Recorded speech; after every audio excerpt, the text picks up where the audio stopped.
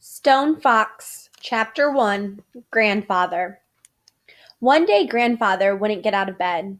He just lay there and stared at the ceiling and looked sad. At first, Willie thought he was playing. Little Willie lived with his grandfather on a small potato farm in Wyoming. It was hard work living on a potato farm, but it was also a lot of fun, especially when Grandfather felt like playing. Like the time Grandfather dressed up as the scarecrow out in the garden. It took little Willie an hour to catch on. Boy, did they laugh. Grandfather laughed so hard he cried, and when he cried, his beard filled up with tears.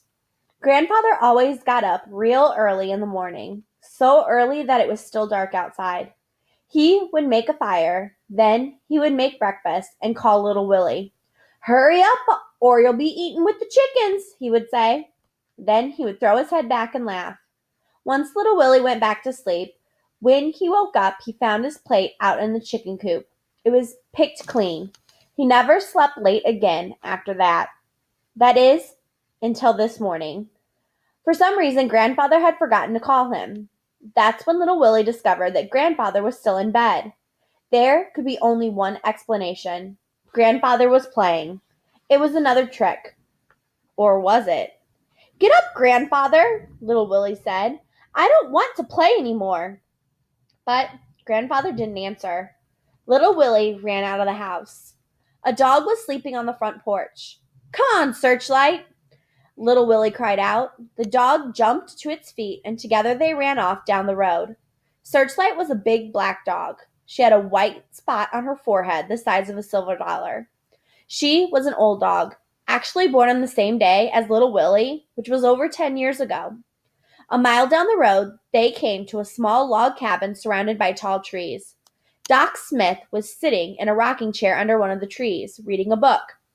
Doc Smith, little Willie called out. He was out of breath. Come quick! What seems to be the matter, Willie? The doctor asked, continuing to read. Doc Smith had snow-white hair and wore a long black dress. Her skin was tan and her face was covered with wrinkles. Grandfather won't answer me, little Willie said. Probably just another trick, Doc Smith replied. Nothing to worry about. But he's still in bed. Doc Smith turned a page and continued to read. How late did you two stay up last night? We went to bed early. Real early. No singing or music or anything. Doc Smith stopped reading. Your grandfather went to bed without playing his harmonica? She asked. Little Willie nodded. Doc Smith shut her book and stood up. Hitch up Rex for me, Willie, she said. I'll get my bag. Rex was Doc Smith's horse. He was a handsome palomino. Little Willie hitched Rex to the wagon, and then they rode back to Grandfather's farm. Searchlight ran on ahead, leading the way and barking.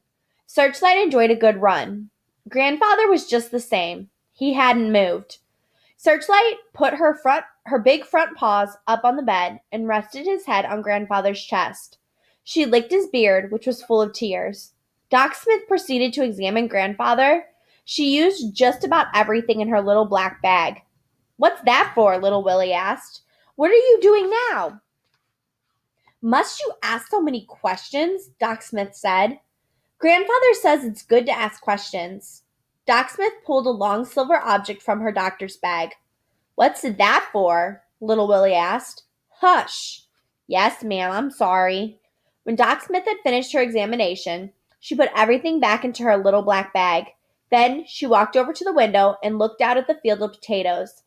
After a moment, she asked, How's the crops this year, Willie? Grandfather says it's the best ever. Doc Smith rubbed her wrinkled face. What's wrong with him? Little Willie asked. Do you owe anybody money? She asked. No, Little Willie answered. What's wrong? Why won't you tell me what's wrong? That's just it, she said. There is nothing wrong with him. You mean he's not sick? Medically, he's as healthy as an ox. Could live to be 100 if he wanted to. I don't understand, Little Willie said. Doc Smith took a deep breath, and then she began.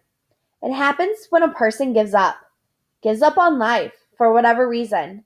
Starts up here, in the mind first, then it spreads to the body. It's a real sickness, all right. And there's no cure except in the person's own mind. I'm sorry, child, but it appears that your grandfather just doesn't want to live anymore. Little Willie was silent for a long time before he spoke. But what about fishing and the rodeo and turkey dinners? Doesn't he want to do those things anymore? Grandfather shut his eyes and tears rolled down his cheeks and disappeared into his beard. I'm sure he does, Doc Smith said, putting her arm around little Willie. It must be something else. Little Willie stared at the floor. I'll find out. I'll find out what's wrong and make it better. You'll see. I'll make grandfather want to live again. And Searchlight barked loudly.